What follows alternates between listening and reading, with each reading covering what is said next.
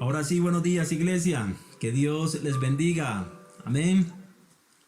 Amén, bendiciones, saludos para todos. Bendiciones, César. Amén, Amén. amén. Bendiciones, pastor. Dios le Bendiciones, bendiga. Dianita, bendiciones. Igualmente para toda la familia Costa, para todos, para cada uno, bendiciones. Muy bien. Bueno, le damos inicio rápidamente. Mirábamos en la última clase, el último resumen. Decíamos que el pecado está en nuestra conciencia, que el pecado es un engaño de nuestra conciencia, es una distorsión de la conciencia, ya que el pecado es relativo. Podemos probar esto. ¿Por qué decimos que el pecado es relativo? Dijo el apóstol Pablo: yo sé y estoy seguro en el Señor Jesús de que nada es inmundo en sí mismo, mas para el que piensa que algo es inmundo, para él lo es. Entonces aquí podemos ver que el pecado es relativo realmente. Es de acuerdo a la convicción de cada quien. Entonces nos damos cuenta que hace parte de nuestra conciencia, de una conciencia distorsionada.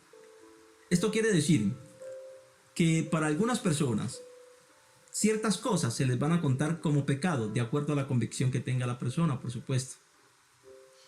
Y esas mismas cosas, quizás a otras personas no se les cuenta como pecado, ya que las convicciones son diferentes. Entonces vemos que el pecado es relativo. Y de esta manera podemos comprobar de que es un engaño, es una distorsión de la conciencia como tal. Por eso dice la Escritura que todo lo que la conciencia te reproche es pecado. Y también dice: dichoso aquel que la conciencia no le reprocha. Amén. También hablábamos un poco acerca de, vamos a profundizar allí, acerca de el rescate legal que Dios hace. Ya que decíamos que a pesar de que sabemos que es un engaño el pecado, que hace parte únicamente de nuestra conciencia y no de nuestro cuerpo, que no está en nuestro cuerpo en sí, nada más está donde, en la conciencia. Pero a pesar de que sabemos que está en la conciencia, no podemos librarnos y no hay manera de librarnos de él, decíamos en la última clase. Es imposible librarnos de la conciencia de pecado por nosotros mismos, por nuestros propios méritos. Pero también hablábamos de que Dios proveyó un medio. Dios proveyó el rescate. Y vamos a profundizar un poquito en esto. A pesar de que la justicia de la ciencia del bien y del mal es una justicia engañosa, Dios hace, elabora, diseña, desarrolla, lleva a cabo un rescate legal, a pesar de que la misma justicia es engañosa. Pero ¿por qué Dios debe de hacerlo de esa manera, legalmente? Porque a pesar de que es un engaño la justicia, recordemos que, como dijo el apóstol Pablo, para el que cree que algo es inmundo, para él lo es. Dicho de otra manera, todo lo que aceptas en tu mente, esa es tu realidad. Y esta es nuestra realidad. A pesar de que es un engaño, es nuestra realidad. En esta justicia es en la que vivimos. Decíamos que todo mundo, naturalmente, sea creyente o ateo, tiene esto en su mente: si hago el bien, recibo bien; si hago el mal, recibo el mal. De hecho, ayer hablaba con una persona atea y le hacía yo esa pregunta y me lo confirmaba. Me decía: sí, o sea, realmente tengo esto en la mente. Si hago el bien, tengo en la mente eso. Si hago el bien, sé que me va bien; si hago el mal, sé que me va mal, a pesar de que la persona profesa ser atea. Eso ocurre con todo el mundo. Pero bueno, presten atención a esto. Decíamos que Dios, a pesar de que la justicia de la ciencia del bien y del mal es una justicia engañosa, Dios elabora un rescate legal, porque ahí es donde estamos nosotros sumergidos. Esta es nuestra realidad, ¿correcto? Ahora, ya mirábamos en qué consistía el rescate legal. Mirábamos que estamos bajo la ley de esta justicia. Estábamos bajo la ley de esta justicia. Y Dios pudo simplificar toda la ley, la resumió. Nos la resumió para que la pudiéramos cumplir fácilmente. ¿Cómo? Lo decíamos en la última clase: confesando a Jesús. Al confesar a Jesús lo mirábamos. Yo no voy a entrar en eso porque ya lo mirábamos. Al confesar a Jesús estamos cumpliendo toda la ley. Recordemos que, para que me entiendan mejor, qué fue lo que sucedió, y en esto es que quiero profundizar para que entendamos realmente cómo es que se llevó a cabo todo esto. Présteme la atención aquí. La ley, o más bien la justicia de la ciencia del bien y del mal, nos dice que la paga por el pecado es muerte. Eso nos dice la ley de esa justicia. La paga por el pecado es muerte. Algo bueno tiene que morir para la remisión de pecados. Estamos viendo cómo Dios desarrolló toda esa estrategia para poder rescatar al hombre legalmente. Entonces vemos que esta justicia nos exige una vida por el pecado, pero al mismo tiempo permite un sustituto. Esta es la razón por la cual Dios en el Antiguo Testamento, o sea, en la ley, instituyó los sacrificios de animales. En la ley se sacrificaban ciertos animales para hacer la expiación por el pecado, como sustitutos, ya que la ley exige una vida, pero permite un sustituto.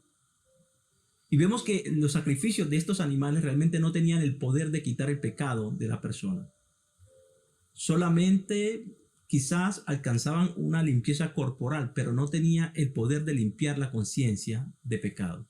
Pero Dios lo estableció de esa manera a través de la ley, mientras traía o mientras revelaba ese verdadero Cordero de Dios que sí tenía el poder de quitar el pecado del mundo, que es Jesucristo.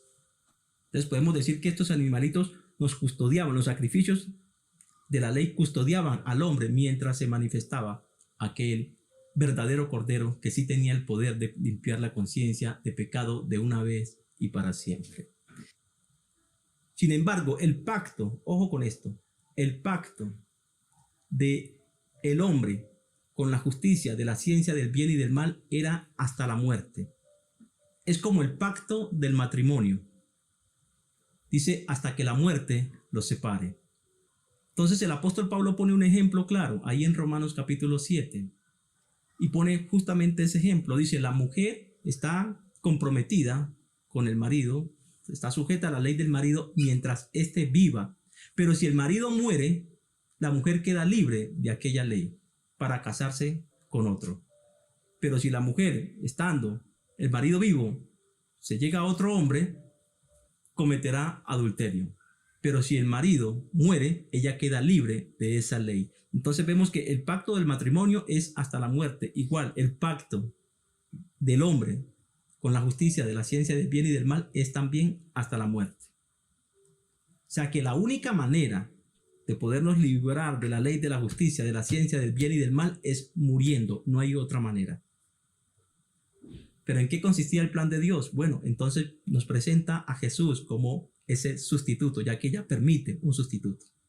Exige una vida, pero permite un sustituto. Entonces Dios nos presenta a Jesucristo. Vino como sustituto. Cuando creemos en Cristo, quedamos injertados en Él, tanto en su muerte como en su resurrección. Quedamos injertados en Cristo. O sea, dicho de otra manera, nosotros tomamos el lugar de Él y Él toma nuestro lugar. Nosotros tomamos el lugar de Él y Él toma el nuestro. Estamos injertados en Él. Entonces Jesús vino. ¿Cómo Dios nos resumió toda la ley en Cristo? Toda la ley para que la cumpliéramos. De esa manera ella no nos podía juzgar. Entonces Dios nos lleva a cumplir la ley de Moisés. La ley de la justicia, de la ciencia del bien y del mal. Porque teníamos que cumplirla para poder vivir. De lo contrario no podemos vivir, porque dice, el hombre que haga estas cosas vivirá por ellas. O sea que tenemos que cumplir toda la ley. Pero decíamos que la ley tiene 613 puntos y el que falta, si los cumplimos todos y faltamos a uno, nos hacemos culpables de todos.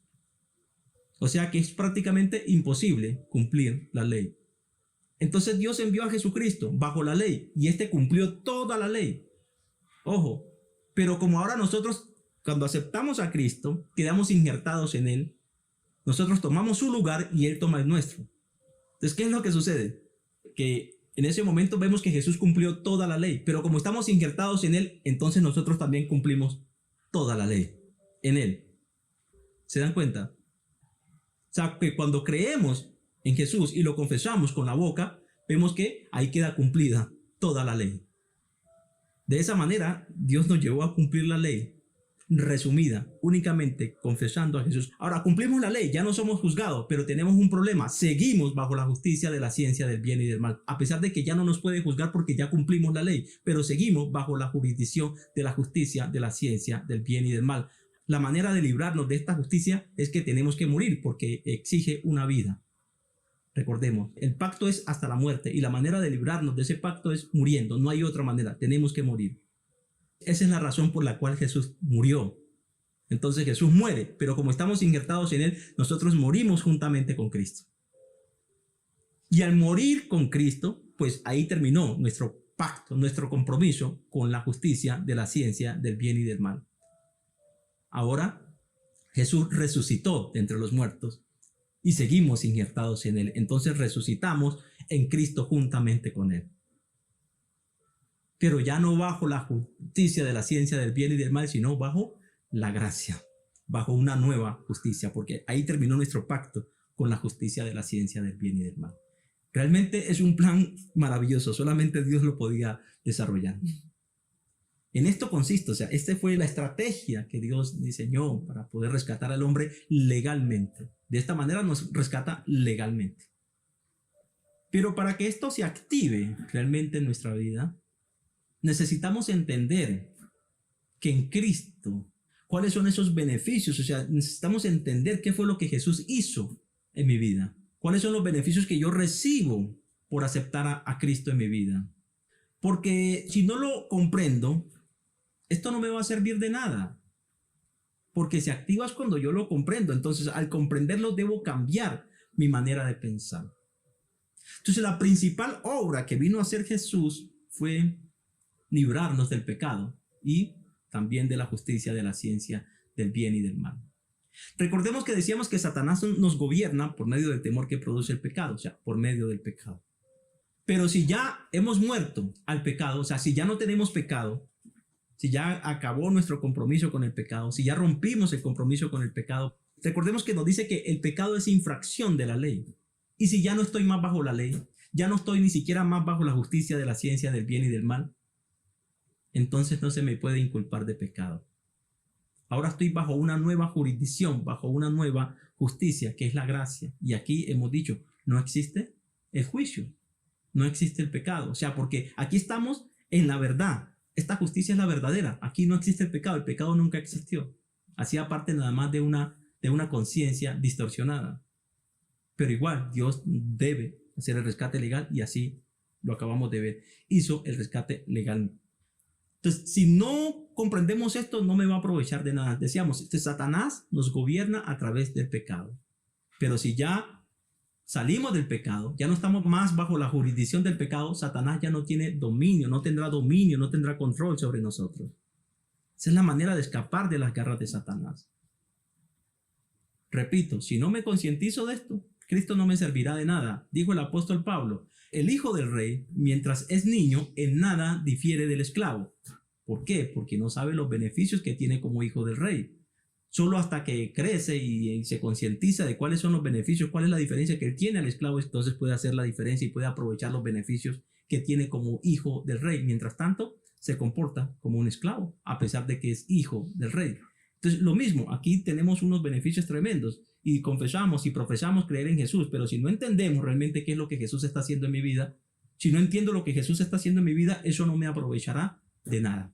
No me servirá de mucho. Por eso necesitamos entender. Dios dice, mi pueblo perece por falta de conocimiento. Necesitamos realmente entender qué es lo que está sucediendo, qué es lo que Jesús está haciendo en mi vida, o qué fue lo que hizo y qué es lo que está haciendo y qué es lo que va a hacer también. Para que esto se active. De lo contrario, podemos pasarnos la vida profesando a Jesús, pero si no entiendo qué es lo que Él está haciendo, pues no lo voy a poder aprovechar. Amén. Muy bien. Entonces decíamos que la sangre de los animales no tenía el poder de quitar el pecado de la conciencia, pero la sangre de Cristo sí tiene el poder de quitar de una vez y para siempre, limpiar la conciencia de pecado. Por eso dice la Escritura que con una sola ofrenda hizo perfectos para siempre a los santificados. Pero ¿qué sucedería si a pesar, ya yo recibí a Jesús, pero mi conciencia no se limpia, sigo teniendo conciencia de pecado? ¿Qué debo de hacer en este caso? Bueno, el apóstol Juan nos dice lo siguiente.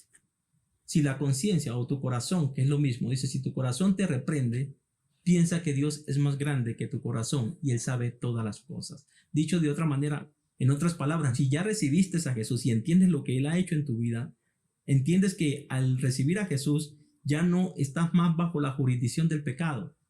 Has muerto a esa justicia del pecado y ahora vives en una justicia nueva donde no existe el pecado. Entonces no debes permitir que nada, ni nadie, ni tu misma conciencia te acuse de pecado cuando ya has sido libre. Porque si vuelves nuevamente al pecado, pues estás en pecado. Recordemos, todo lo que la conciencia te reproche es pecado. Esa es tu realidad. Ahí estás viviendo. Si hay conciencia de pecado, quiere decir que la sangre de Cristo no ha hecho nada todavía en ti. Sigues bajo pecado.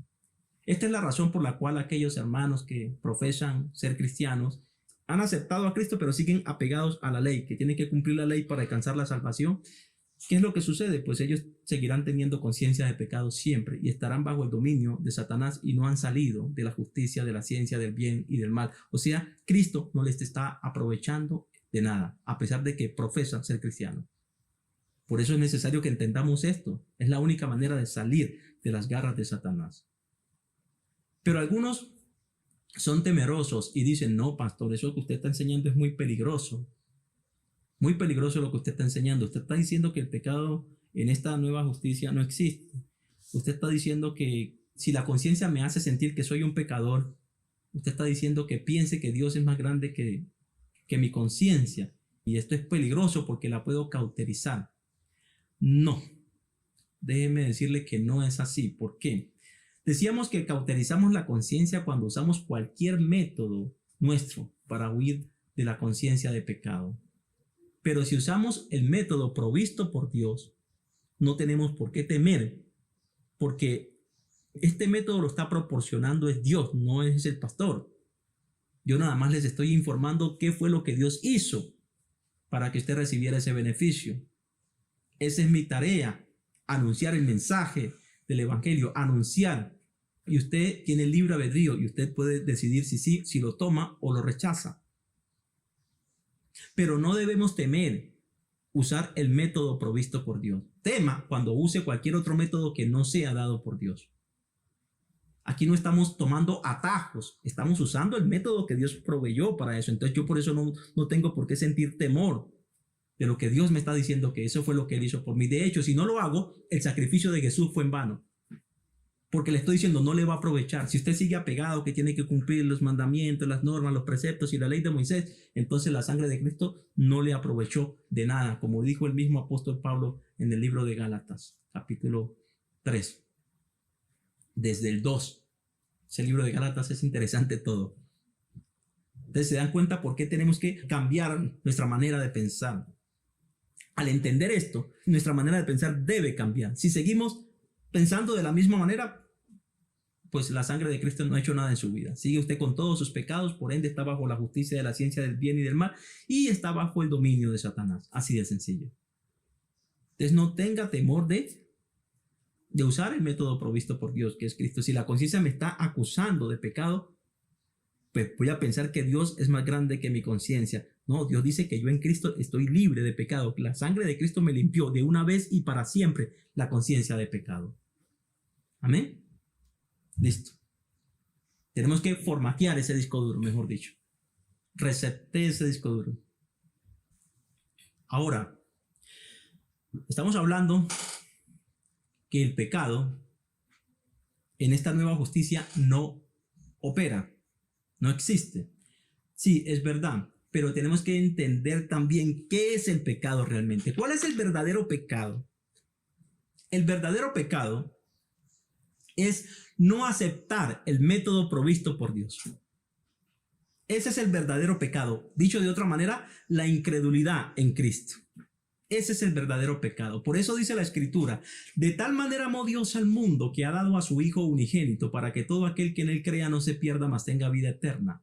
El que en él cree no es condenado, pero el que no cree ya ha sido condenado por no haber creído en el unigénito Hijo de Dios, porque la luz vino al mundo y los hombres amaron más las tinieblas que la luz, porque sus obras eran malas.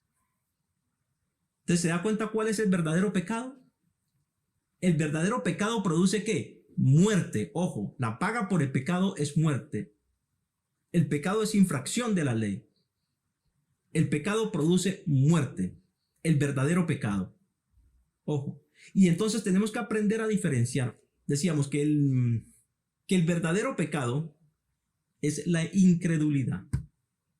El no aceptar el método provisto por Dios, el no aceptar el sacrificio de Jesús, el pensar que bueno, yo recibo a Jesús, pero tengo que seguir cumpliendo una cantidad de normas y preceptos y mandamientos para alcanzar la salvación. Ahí la sangre de Cristo no está haciendo absolutamente nada. De hecho, el apóstol Pablo dijo, si así piensan, entonces de la gracia cayeron y de Cristo se desligaron. O sea, este es el verdadero pecado. ¿Por qué? ¿Por qué es el verdadero pecado? Porque estamos bajo condenación, bajo muerte, bajo la justicia de la ciencia del bien y del mal. Sin embargo, Dios proveyó un medio, el único que hay para ser rescatado de esta justicia. Y si yo no lo tomo, pues sigo con mis pecados, así de sencillo. Por eso, el verdadero pecado nada más es la incredulidad en Cristo. Yo estudio, escudriño lo más profundo de la Biblia y el único pecado que encuentro es la incredulidad, no hay otro. Este es el verdadero pecado, ya que si no lo tomo, es la salvación, y si no la tomo, es mi salvavidas, y si no lo tomo, pues sigo ahogado, estoy ahogando. Dios me envía el salvavidas, y si yo lo rechazo, pues sigo ahogándome. Así de sencillo. Entonces, este es el verdadero pecado. Pero tenemos que aprender a diferenciar el verdadero pecado de las faltas, acciones que se cometen desde la justicia de la gracia. De las faltas que se cometen ya estando en Cristo, habiendo sido rescatados de la justicia, de la ciencia, del bien y del mal. El apóstol Juan le llamó, o sea, lo definió de la siguiente manera, lo definió así: pecado de muerte y pecado no de muerte. Entonces, el pecado de muerte es aquel que acabamos de decir, es el que tenemos bajo la justicia de la ciencia del bien y del mal. Y el pecado no de muerte es aquel que son las faltas que se cometen cuando ya estamos en la otra jurisdicción. Presten atención a eso. El pecado que se comete, o el pecado no, las faltas que se cometen desde ya estoy en Cristo, ya estoy bajo la gracia.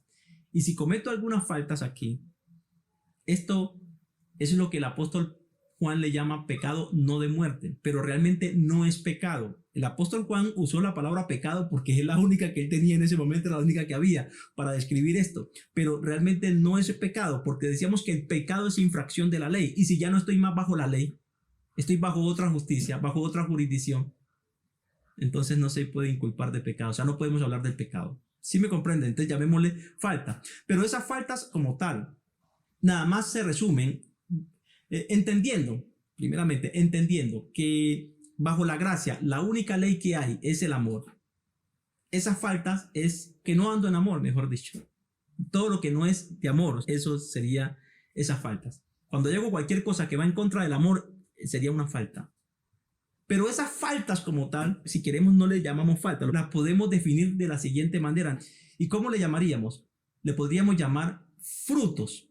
Entonces, Jesús dijo, hay personas que llevan abundantes frutos, o sea, muchos frutos, otros pocos frutos y otros nada de fruto. Pero con que no llevemos nada de fruto, ¿qué va a pasar con nosotros? Igual, estamos en la gracia. ¿Sí entienden eso? El fruto, ¿qué es lo que va a determinar? El fruto lo que va a determinar es la posición, porque en el reino de los cielos hay jerarquía. En el reino de Dios, bajo esta jurisdicción, hay jerarquías, igual que las hay bajo la justicia de la ciencia del bien y del mal. Dios creó todo en jerarquía cuando hizo todo inicialmente. Recordemos que habían ángeles de primer nivel y otros seres, que son los famosos principados y eso que decíamos, ¿correcto? Entonces, esto lo podemos definir de esa manera. En el reino de Dios hay jerarquía. Jesús lo dijo, cualquiera que cumpla todos estos mandamientos y así enseñe a los demás, será llamado grande en el reino de los cielos. Pero cualquiera que incumpla uno de estos mandamientos y así enseñe a los demás será llamado pequeño en el reino de los cielos. Entonces, note que en ambos casos dice en el reino de los cielos, nunca dice por fuera del reino de los cielos, o sea, porque ya está en el reino, ya está en la gracia, ya está bajo esa jurisdicción. Hablando de la jerarquía, también habló de Juan el Bautista. Dijo, entre los hijos de mujer, entre los seres humanos, dicho de otra manera, dijo, no hay nadie más grande que Juan el Bautista. Pero aún el más pequeño en el reino de los cielos es más grande que él. Aquí, de una manera implícita, indirecta, nos está diciendo que en el reino de los cielos hay ¿qué? Hay jerarquía. Unos son grandes y otros son pequeños. Por ejemplo, cuando Santiago y Juan, creo que es el otro, le piden que uno quiere sentarse a su derecha y el otro a la izquierda. Jesús les dijo, no, si ustedes realmente, y les dice a los apóstoles, si ustedes realmente quieren ser grandes, háganse el servidor de todos y serán grandes en el reino de los cielos. Entonces vemos que habla de que hay unos grandes y otros pequeños en el reino. Hay jerarquía. Podemos decir que los frutos se definen de esa manera. El que da muchos frutos, pues ese es grande. El que da pocos frutos, pues es más pequeño. Y el que no da nada de frutos, más pequeño todavía. ¿Correcto? Sin embargo, está en el reino, en la gracia. Entonces decíamos que aquí no podemos hablar ni siquiera de pecado porque no estamos más bajo la ley y el pecado es infracción de la ley. Entonces no se puede hablar de pecado. Entonces no serían pecado. Lo que lo va a hacer es pequeño ya que no está dando fruto. Entonces lo podemos más bien enfocar por ese lado. ¿Correcto? ¿Por qué razón yo entro a explicar estos detalles que quizás nadie se los va a explicar? Porque Dios nos ha mostrado una manera diferente de la manera tradicional, como se ha acostumbrado a interpretar la Biblia. Dios nos ha mostrado una manera diferente de mirar las Escrituras, ¿correcto? Entonces, algunos pueden pensar, bueno, esa es una doctrina nueva. Yo no le llamaría una doctrina nueva, pero algunos pueden pensar que es una doctrina nueva. De todas maneras, es una manera nada más diferente de ver las Escrituras a la manera tradicional, porque la manera tradicional tiene muchos vacíos, muchas inconsistencias. Pero si lo miramos de esta manera, vemos que todos los vacíos quedan resueltos. Por eso yo entro en tanto detalle. Porque algunos esos detalles como que son insignificantes. No, tengo que entrar en los detalles, porque un verdadero estudioso va a entrar a ver detalles y de esto de dónde sale y por qué esto y por qué aquello. Pues, entonces, como es una manera diferente de ver la Biblia, entonces tengo que profundizar en cada y explicar todo con mucho detalle. Porque no es lo mismo que estamos acostumbrados a escuchar. Esa es la razón por la cual entro en tanto detalle. Cosa que en la manera tradicional, como se interpreta la Biblia, siempre hay una cantidad de vacíos tremendos que son a veces muy difíciles o imposibles de resolver y ellos mismos dicen, no, realmente no se pueden resolver. Yo creo que no puede ser así. No debe de ser así. ¿Por qué? Porque Dios no es un Dios de confusión, sino un Dios de claridad. El que es de confusión, el Dios de confusión es Satanás. Ese es el que confunde. Recordemos que el reino de las tinieblas es el reino de la confusión, como el reino de la luz es el reino de la claridad. Aquí no tiene por qué haber confusión, ni inconsistencia, ni cosas que nos lleven a enredarnos más la cabeza, sino que tiene que haber es claridad. Así de sencillo. ¿Correcto? Muy bien. Jesús dijo, al que produce se le dará más y tendrá en abundancia, pero al que no produce se le quitará lo que tiene o lo que cree tener. ¿Por qué son importantes los frutos? Porque entre más produzcamos, pues más vamos a tener. Pero entre menos produzcamos, menos recompensa vamos a tener. Por ejemplo, Jesús nos mostró esto en un ejemplo, en una parábola, y dice que, bueno, cuando ya llegue el momento de la restauración de todas las cosas, dice que un padre de familia iba a ser nombrado rey, pero antes de irse, él dice que entregó unos talentos a sus siervos, y a uno le dio 10, a otro le dio 5, y a otro le dio un talento. A cada quien le dio de acuerdo a su capacidad. Dice que se fue nombrado rey y al regreso llamó a cada uno de sus siervos a pedirles cuenta. Llamó al primero y le dijo, bueno, ¿qué hiciste con los 10 que te di? Dijo, Señor, los trabajé y aquí tengo otros 10 más. Y le dijo, oh, servidor, bueno, en lo poco has sido fiel, en lo mucho te pondré. Te daré autoridad sobre 10 ciudades. Llamó al de 5, el que le dejó los 5 talentos. Y le preguntó, ¿qué hiciste con los 5 talentos? Dijo, Señor, yo los trabajé y aquí tienes otros 5. Dijo, oh, servidor fiel y bueno, en lo poco has sido fiel, en lo mucho te pondré, te daré autoridad sobre 5 ciudades. Y llegó y llamó al que le dio un talento y le dijo, bueno, ¿qué hiciste con el talento que te di? Dijo, Señor, yo sé que tú eres hombre muy exigente, que cosechas lo que no sembraste. Y para evitar problemas, yo más bien cavé un hueco y escondí tu talento y aquí lo tienes de regreso. Y dijo el rey, oh siervo inútil, al menos hubieses puesto mi dinero en el banco, hacia mi regreso lo hubiese tenido con intereses. Le dijo, quítenle el talento que tiene y déselo al que tiene 10, porque el que produce se le dará más y tendrá en abundancia, pero el que no produce se le quitará lo que tiene o lo que cree tener. Pero todo esto, ojo, recordemos que aquí no hay juicio para condenación. Aquí estamos hablando nada más de galardonar, de premiar, recompensar. No hay juicio para condenación. Si lo queremos llamar un juicio, pero no es de condenación, es un juicio de galardón, de posición, de jerarquía, no más. ¿correcto? Entonces a esto le podemos llamar el pecado no de muerte, a ese que no produjo nada de fruto. ¿Cuáles son los frutos? Cuando hacemos todo a favor del amor, cuando hacemos todo lo que Dios nos dice que debemos de hacer en nuestro corazón, cuando no actuamos en contra de nuestra convicción. Porque, ojo, ya estando en la gracia, la conciencia me puede reprochar también, pero no debe de reprocharme pecado de muerte. No ese pecado que produce el temor a un castigo, no. Me puede reprochar la falta de productividad. Hombre, tú necesitas dar frutos. Eso sí me lo puede reprochar la cosa. Y esto no es malo. Y esta no la debemos de bloquear, sino por el contrario, hacerle caso. Hombre, me está diciendo que debo de producir los frutos porque así voy a tener más beneficios quizás en el reino. Voy a ocupar una mejor posición. Desde ese punto de vista, en este caso de la conciencia sí me puede reprochar, pero no me puede hacer un reproche de condenación, o sea, un reproche que me produzca temor a un castigo. No, nunca. Entonces decíamos que bajo esta justicia de la gracia, Dios no juzga, no condena y no castiga. Ah, pero usted me dirá, ¿cómo así, pastor, que Dios no juzga, no condena y no castiga? Dios nunca ha juzgado, nunca ha condenado y mucho menos castigado al hombre. Y usted me podrá decir, pastor, pero usted está deschavetado. ¿Cómo que no? Si en el Antiguo Testamento es claro, es evidente que Dios manda, ordena matar a mujeres y niños incluso, y no le temblaba la voz para mandar a matar gente a cada rato. Y usted me dirá eso. Y la respuesta es muy sencilla. En el Antiguo Testamento, bajo la justicia de la ciencia del bien y del mal, y aún en el presente, las personas que están bajo la justicia de la ciencia del bien y del mal, están bajo esa justicia. Por lo tanto, todo lo que les venga es de acuerdo a la justicia en la que están. Recordemos que esa justicia no representa a Dios, y esa ley de Moisés no representa a Dios, sino más bien a esa justicia, o sea, a Satanás, dicho de otra manera, porque esa justicia es de Satanás. Oh, pero Dios en la ley mandó a matar, sí, la ley de Moisés, claramente, la ley de Moisés, en la ley Dios mandó a matar, claro que sí, en la ley, pero esa ley no está representando al verdadero Dios, está representando a Satanás. Por eso decíamos que el error más grande que han cometido la gran mayoría de las religiones es tratar de ver a Dios a través de la ley de Moisés. Ya decíamos que no fue dada con ese propósito, ¿correcto? Entonces, cuando yo sigo apegado a los mandamientos y cosas de esas, sigo apegado a la ley, por ende es peligroso. ¿Se dan cuenta?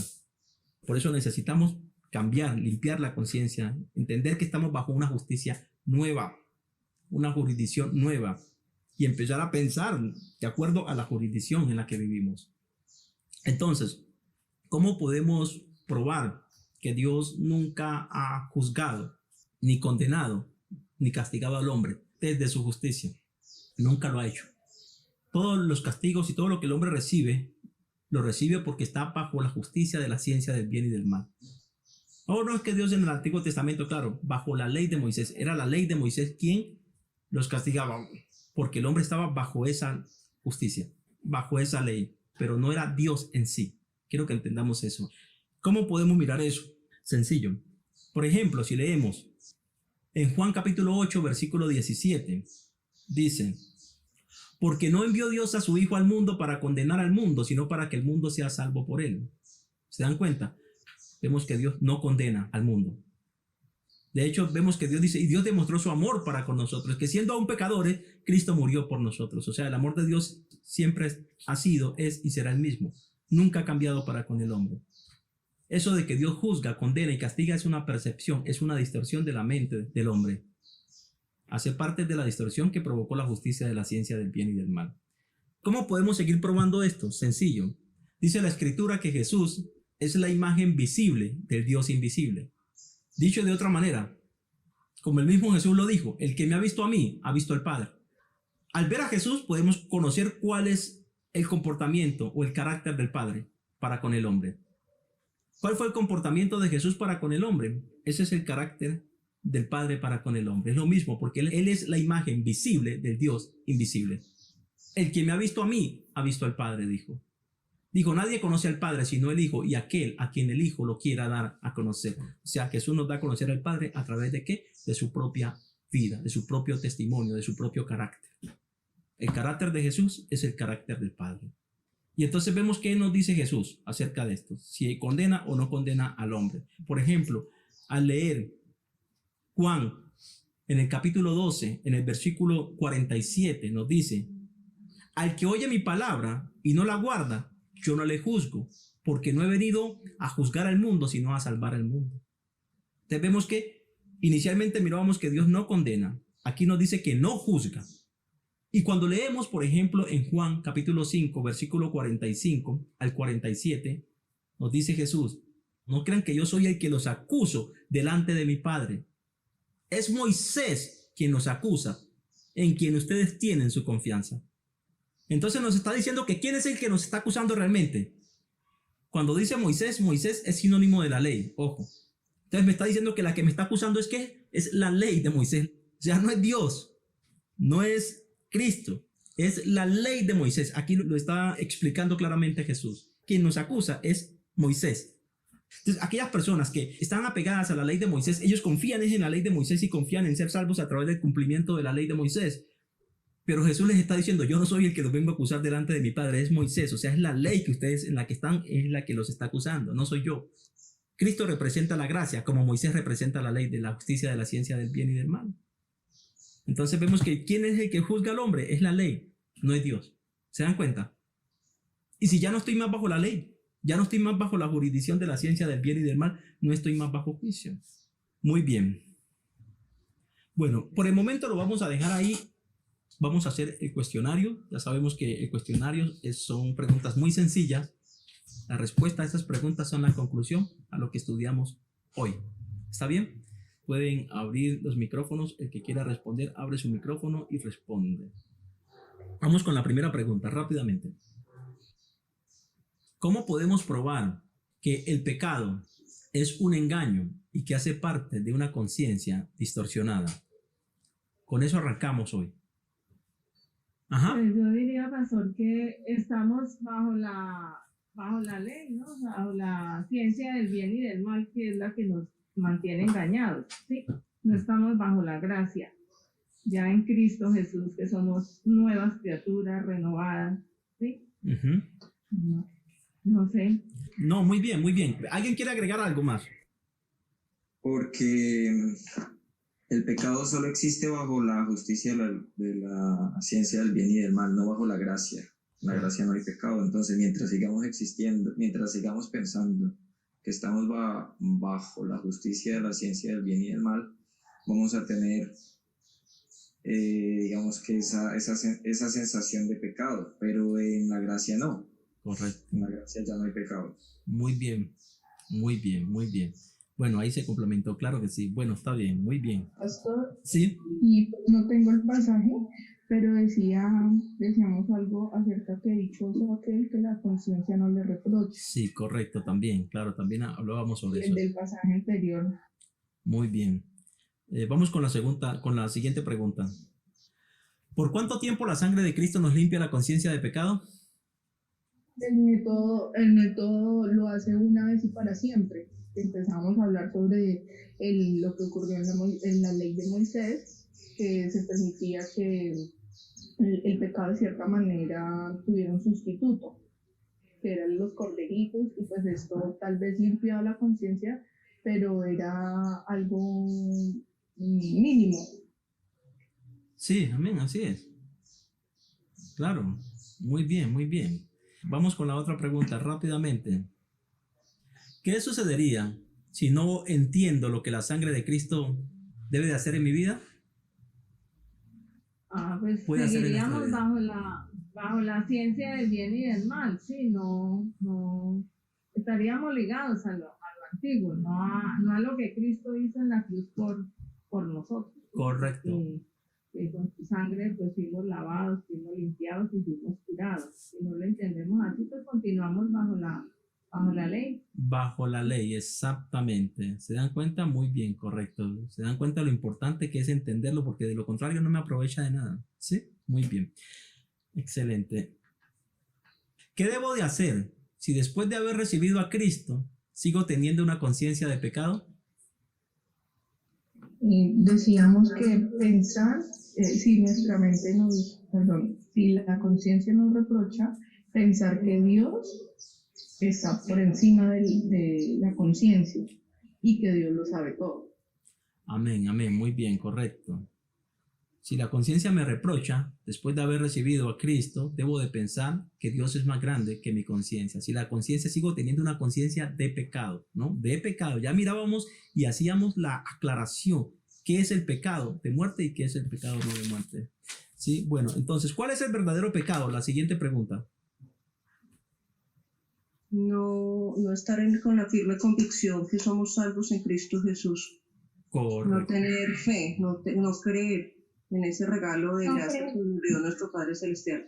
Correcto, muy bien, excelente. Vamos aquí con la pregunta siguiente.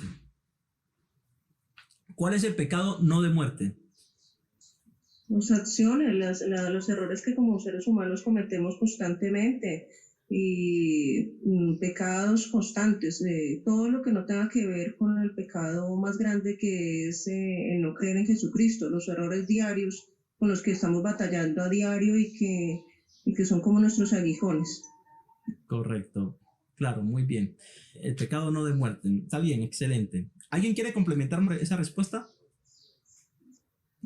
Pastor, buenos días. Lorena. Lo que yo entendí, Ujú. pues respecto a ese de no de muerte es cuando uno ya está en gracia de Dios Ujú. y de pronto comete ciertos pecados, pero no son de muerte.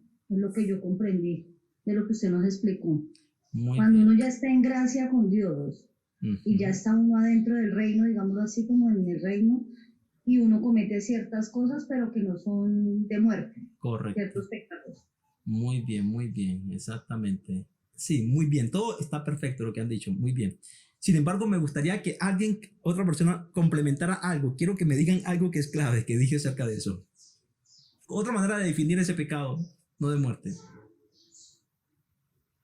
Decíamos que, bueno, decía que cuando no hago las cosas con amor y que pues como el apóstol no tenía como el término preciso de pecado, de faltas, Ujú. entonces también puede ser el tema de dar fruto, cuando Ujú. no hay los frutos que Dios está esperando. O sea, si doy bastante fruto, poco fruto o nada de fruto. Pero igual como decía Lorena, ya estamos dentro del reino. Claro. Entonces eso luego nos lleva a tener unos galardones y tener unas jerarquías. Pero principalmente es cuando no hago las cosas con amor. Muy bien, exacto.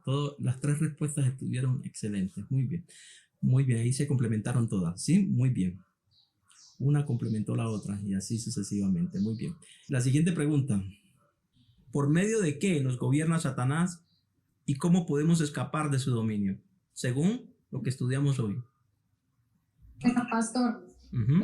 buenos días. Buenos días, Natalia. Dice que por medio de la conciencia, que todo lo que te reproches es pecado. ¿Y cómo podemos librarnos? Que si tengo, o sea, sí que debemos de tener conciencia de que Dios es más grande que nuestro corazón y que Él sabe todas las cosas. Muy bien, Natalie, muy bien. Correcto. La siguiente pregunta. Si Dios no juzga, no condena y no castiga, y nunca lo ha hecho, ¿por qué en el Antiguo Testamento miramos que a menudo manda matar gente, incluso mujeres y niños? Porque ellos estaban viviendo bajo la ley de Moisés, no bajo lo que estamos ahorita viviendo, a ver qué es la gracia. Correcto, muy bien, excelente. No era Dios quien nos juzgaba, realmente quien nos juzgaba era Moisés, la ley de Moisés. Muy bien. ¿Por qué el rescate debía de ser legal a pesar de que la justicia de la ciencia del bien y del mal era una justicia engañosa? Porque Dios no engaña. Porque Dios no engaña. Bueno, esa es una buena respuesta. Bien, muy bien. ¿Alguien más quiere complementar de acuerdo a lo que mirábamos hoy? Y respetando el libre albedrío. Claro. Respetando el libre albedrío, correcto. Porque decía que aunque se cumpliera toda la ley, si fallara en una, fallaba en absolutamente todo. Bien. Sí, el rescate tenía que ser legal, ya que el hombre estaba sumergido bajo esta justicia. A pesar de que la justicia es una justicia engañosa, esa es nuestra realidad. Es engañosa, porque todo lo que propone es un engaño, pero es nuestra realidad. Nosotros vivimos bajo ese engaño, ¿correcto? Entonces, como es nuestra realidad, Dios debió hacerlo de esa manera, legalmente, para sacarnos de ahí. Bueno, otra pregunta. O sea, ¿por qué razón Jesús tuvo que morir para rescatarnos cuando la justicia de la ciencia del bien y del mal era un engaño? Porque como estaban bajo la jurisdicción del bien y del mal, entonces dice que por el pecado igual a la muerte, recibe la muerte. Sí, muy bien. Y que a través también de ese acto de amor y de gracia divina nos da ejemplo de cómo debemos ser, y que Jesús a través de este acto reflejó el amor de Dios hacia nosotros. Sí, muy bien. Dice, no hay amor más grande que uno de la vida por sus amigos, correcto. Muy bien. ¿Alguien quiere complementar eso? Pastor, y que dice que Dios dio a su Hijo único por la paga de los pecados del mundo. Ujú, sí, también, muy bien, muy bien.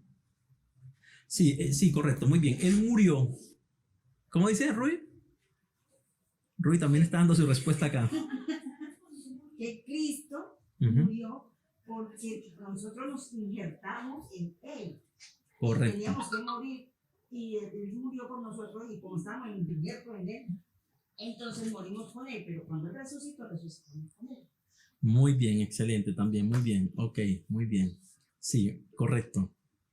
Entonces, sí, vemos que murió ¿por qué? Sí, primeramente decíamos porque a pesar de que la justicia de la ciencia del bien y del mal es una justicia engañosa, es nuestra realidad. Entonces debió morir porque, claro, veíamos que la justicia de la ciencia del bien y del mal y la ley de esta justicia exige una vida por el pecado, pero permite un sustituto.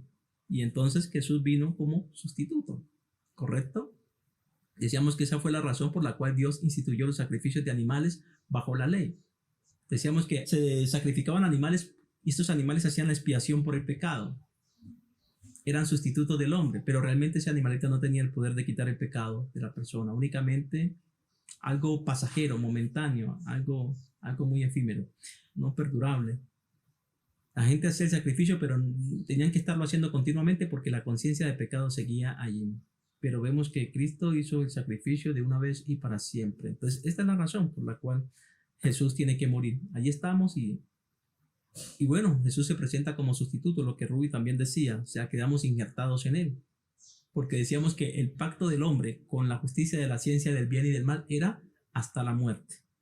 O sea, que la única manera de terminar el pacto, de finalizar el pacto, era muriendo. Entonces, Dios pone un sustituto y es Jesucristo, ya sabemos. Muy bien. Aquí saco otra pregunta. Esta pregunta la respondimos en la última clase, la clase anterior, pero estaba enfocado de otra manera. Voy a hacer la misma pregunta, pero me la van a responder con base a lo que estudiamos hoy.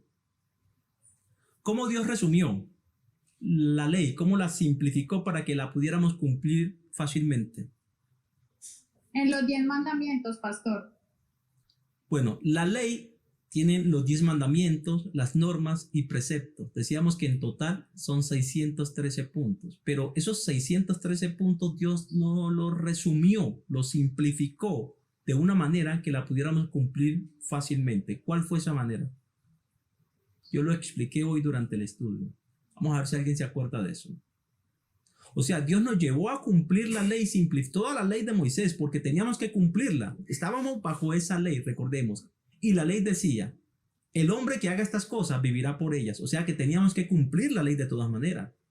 Entonces Dios permitió que cumpliéramos la ley, pero nos la simplificó. Esos 613 puntos nos los simplificó, nos los resumió, de tal manera que la pudiéramos cumplir fácilmente. ¿Cuál fue esa manera? Nadie se acuerda de eso.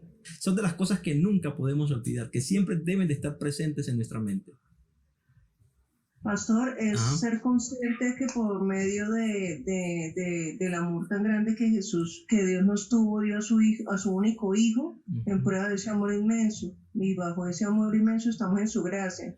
Creo que es eso. Sí, claro, o sea, esa respuesta que tú me estás dando, Magdalena, son perfectas, o sea, están bien, ¿sí? Están bien, son perfectas. Sin embargo, hoy yo creo que tú entraste un poquito tarde, yo vi que entraste un poquito tarde y quizás no alcanzaste a escuchar eso, ¿sí? Pero yo expliqué ¿de qué manera nosotros cumplimos la ley? ¿Cómo Dios nos llevó a cumplir la ley de Moisés de una manera simplificada, de una manera sencilla? Nos llevó a cumplir toda la ley, los 613 puntos, de una manera muy sencilla. No creo que no se acuerden de eso, porque es de las cosas más importantes de las que hablamos hoy. Y no únicamente lo hablamos hoy, también lo hablamos en la clase anterior.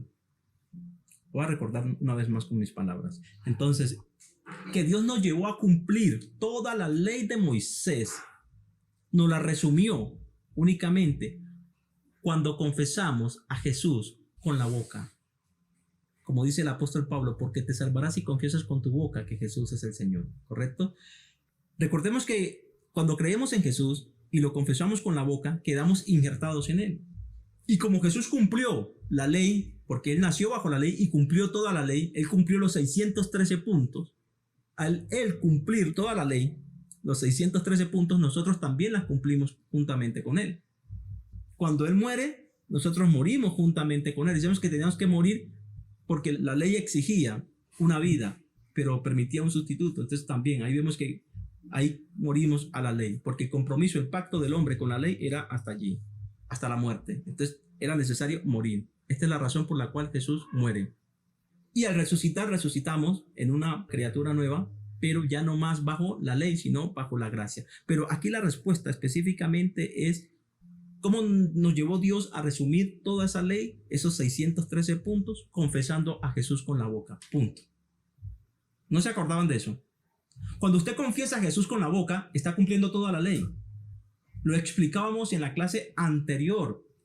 Mirábamos toda la estrategia, en qué consistía, de Deuteronomios, capítulo 30, versículo 11. Este mandamiento que yo les doy hoy no es superior a tus fuerzas, ni está lejos de ti, no está en el cielo para que digas quién subirá al cielo y me lo traerá, para que yo lo escuche y lo ponga por obras. Tampoco está al otro lado del mar para que digas quién irá hasta el otro lado del mar para que me lo traiga, yo lo escuche y lo ponga por obras. Mas ¿qué dice la escritura? Muy cerca de ti está la palabra, ya la tienes en tus labios y en tu corazón, solamente hace falta ponerla en práctica. Entonces decíamos que ese mandamiento del cual estaba hablando la escritura era Jesucristo. Dios a través de este pasaje estaba poniendo en escena a Jesucristo. Y termina diciendo, muy cerca de ti está la palabra, ya la tienes en tus labios y en tu corazón, solamente hace falta ponerla en práctica. Aquel mandamiento, Jesús era aquella palabra, y la manera de ponerla en práctica, entonces nos lo dice el apóstol Pablo, porque te salvarás si confiesas con tu boca que Jesús es el Señor, y si lo crees en el corazón que Dios le resucitó entre los muertos, serás salvo, porque con el corazón se cree para justicia, y con la boca se confiesa para salvación. Entonces vemos que la manera de poner en práctica el mandamiento antiguo, o sea, yo cumplo toda la ley de Moisés nada más cuando confieso a Jesús con mi boca. Ahí estoy cumpliendo, estoy poniendo en práctica todo el mandamiento antiguo. En esto consistía. Entonces podemos resumir que todo el mandamiento, toda la ley de Moisés se cumple únicamente cuando confesamos a Jesús con la boca. Ahí lo estoy cumpliendo. Amén. Muy bien. La última pregunta creo que es esta. ¿Hasta dónde es el pacto del hombre con la justicia de la ciencia del bien y del mal? Hasta la muerte. Hasta la muerte. Muy bien. ¿Qué sucede al quedar injertados en Cristo? Sabemos que cuando confesamos a Jesús con nuestra boca y lo creemos en nuestro corazón, quedamos injertados en Él. ¿Qué es lo que sucede una vez que quedamos injertados en Él? En cuanto a posiciones, ¿en cuál es la posición que recibimos y qué es lo que sucede? Lo que sucede es que Él toma nuestra posición y nosotros tomamos su posición. ¿Cuál es nuestra posición? Nuestra posición es de pecadores. Nuestra posición es que merecemos la muerte por el pecado. Entonces Él asume toda esa responsabilidad, asume todo eso. Pero nosotros tomamos su posición. ¿Y cuál es su posición? Su posición es santo, su posición es justo. Muy bien, entonces lo podemos dejar ahí por hoy. Si alguien tiene alguna inquietud sobre lo que hablamos hoy, alguien quiere que complemente algo o quieren aportar algo, escucho. ¿Nada? Bueno, entonces vamos a orar. Vamos a orar.